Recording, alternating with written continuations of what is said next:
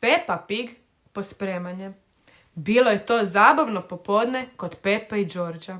Oni su se igrali sa svojim igračkama u svojoj sobi. Najprije su se igrali lutkicama i dinosaurima, a onda su malo vozili aute. Tada su letjeli avionom.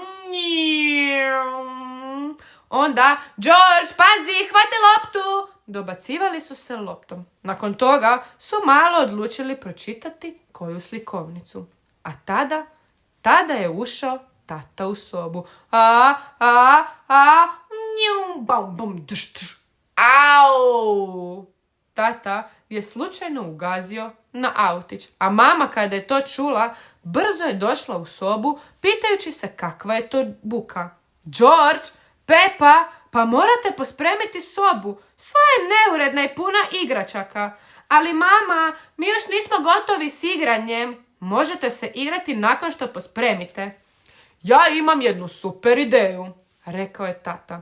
Ja ću pomoći Peppi pospremiti sobu, a ti, mama, pomogni Georgeu. Da vidimo tko će biti brži. Super, tata, sviđa mi se ideja. Priprema, pozor, sad.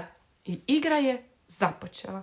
Svi su se brzo žurili kako bi što prije pospremili sobu i pobjedili u igri. Peppa, ajde brzo, pospremi sve igračke u košaru. George, evo ti autiće spremi. I tako se igri bližio kraj. Mi smo prvi, rekla je Peppa. Nije, mi smo pobjedili, rekao je George. A mama, kada je vidjela da je sva soba pospremljena, odlučila je da su ipak svi skupa pobjedili. Mama, a možemo se sada nastaviti igrati? Rekla si kada pospremimo sobu, možemo nastaviti. Naravno, Peppa. Jej! I tako su Peppa i George nastavili svoju igru. Ali kada su htjeli doći do svojih najdražih igračaka, uvidjeli su da su one na dnu košare. Ispod svih igračaka.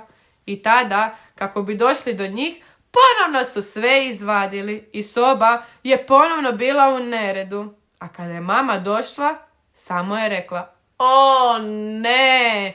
I tada su se svi počeli glasno smijati. Ne brini, mama, dobro ćemo se zabaviti kada opet budemo zajedno pospremali. Čiča miča, gotova je priča.